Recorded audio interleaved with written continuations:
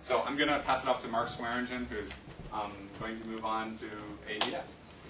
Thanks, Russell. So in this next section here, we're going to talk about a new instruction set that's been added to the Westmere processor, the upcoming 32-nanometer Westmere CPU.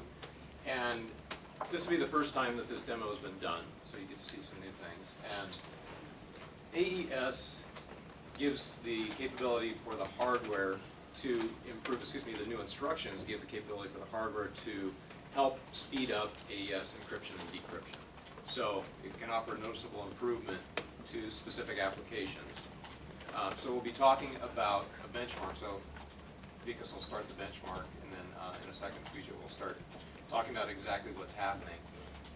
In addition to the instructions, we work closely with Microsoft to make sure it's utilized. They've added the AES instructions to the Windows 7 API, so the software ecosystem can use this as well. So if they're writing to the Windows API, then they'll automatically use these on a system that's enabled with the features. And then Vijay will also show you a real-world application, which is Microsoft's BitLocker, full disk encryption.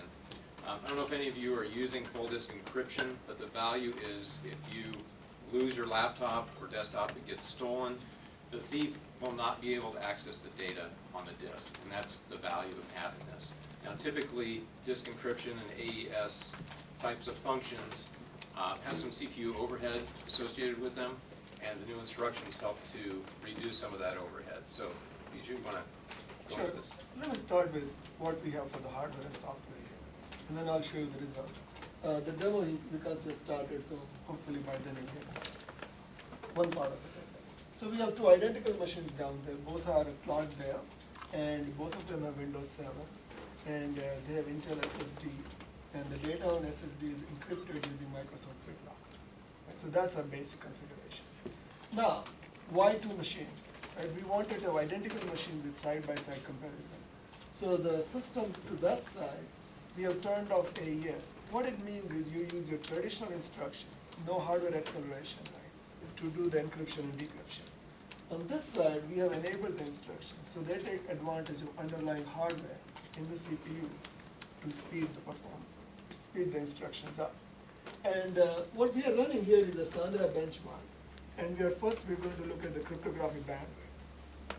So one side you have AES off, software-only implementation, that's what you're familiar with. Other side, you will have the performance difference because of the hardware.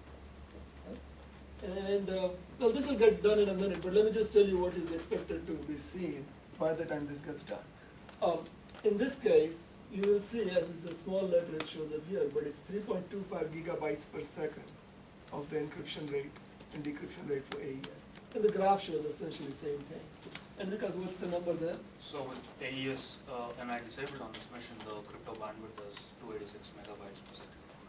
So the hardware gives you, what, more than 10x? I think it's about 11, 12x. But essentially, 3.25 gigabytes per second versus 270 megabytes per second. That's the kind of performance difference you can see by using these new instructions that use new hardware. And then part of the desire here is really to make sure that encryption is not a barrier. The performance cost of encryption is not a barrier for adoption of cryptography to protect your data. So that's the raw results, and this is what CPU will give you if you are doing encryption, and that's what you're doing. But in real life, that's not the case. So let's talk about a real life scenario where you're using Microsoft BitLocker to encrypt the data on your disk. Right?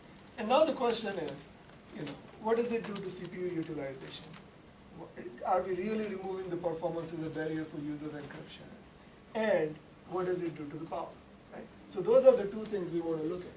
So here's going to start the Sandra file system I/O benchmark this time. And first we will look at the task manager that I'm sure you all use, and you will just be able to see the CPU utilization in that. And then we will look at C6 residency, or the deep power down state, which translates to energy efficiency that Ruston was describing earlier. So you will be able to tie those two together as well. So let's go to the task manager.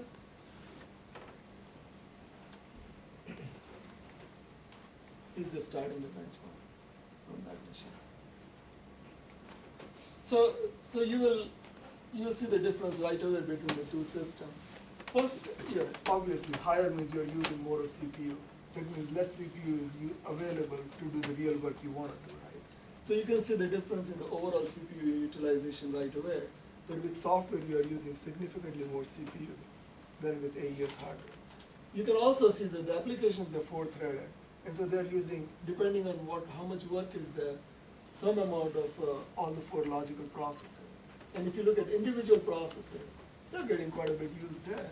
And here you will see this processor and this logical processor and this one is hardly using anything.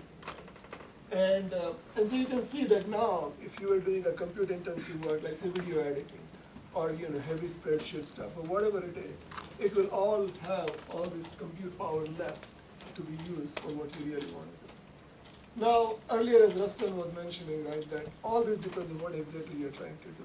So say you're not really using that much of CPU, right? Then how do you get the savings? So the other side of it is really, you're looking at it saying, well, how much energy savings do I get if I don't have that much work to do other than file system? So you're running a Defender, you're running a backup, you're running a virus scan, right? You're doing a lot of disk I/O and then some compute. And so does it translate to any power savings, right? So this graph, you have to change your mindset. Earlier graph, higher was not good, right? Because you're using more CPU. Here, higher is actually good.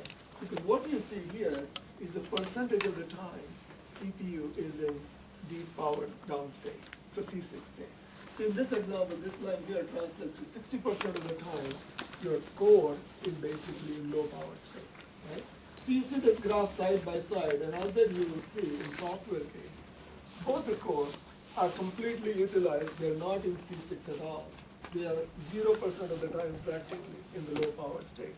That means you're using a lot more energy. Both the cores are powered up, being used. In this case, there is a small fraction of the time when both the cores are actually fully utilized, but after that, here, you see significant amount of the time where the cores are actually in low power state. And this will translate to the energy savings. So that's the second part of the demo. So the bottom line at the end of the day is that, right, if you use encryption, that's good for your data protection. It does use up the compute power. Less you use, more CPU you have available for your productivity. And if your productivity apps are demanding less CPU as well, then you save on energy. So no matter how you slice it, right, there is a benefit because we basically reduce the cost of doing encryption for the end user. And then did you stop it? Okay. So anyway, and essentially in this demo, both ones we are pushing the SSD to the limit just to see how far you can push the system. Okay, so you want to pause for questions again on this demo? Any questions on this particular demo? Okay. So let me just Let me just mention a couple of things if you don't mind. One of the things that to keep in mind here also is that, we have built the hardware, right? And Microsoft and Intel collaborated since 2006 on this, on the definition, how it will get used, what kind of goals we want to set, all of that. And the trick is that we're building the hardware, but also Microsoft has implemented this as part of their API. So any software that's using the Crypto Next Generation API automatically benefits from this performance improvement as long as they're using API. Of course, they can write their own crypto code as well. But we really wanted to look at this as, we want to broadly enable the industry to be able to use encryption and use it efficiently. So they have done the software part of the work to enable the industry seamlessly, and we are making it available in the platform. And so this AES new instructions and the hardware that do this acceleration will be available in our 32 nanometer processors, codenamed Westmere, Clarkdale on the desktop, Arendelle on mobile, and then on processors subsequent to that. So basically we're enabling that new capability to provide this more secure system with less resource consumption from that 32 nanometer generation going forward. And it ties hand in hand with the APIs in Windows 7. Thanks. Okay. And we'll be around afterwards if you have questions.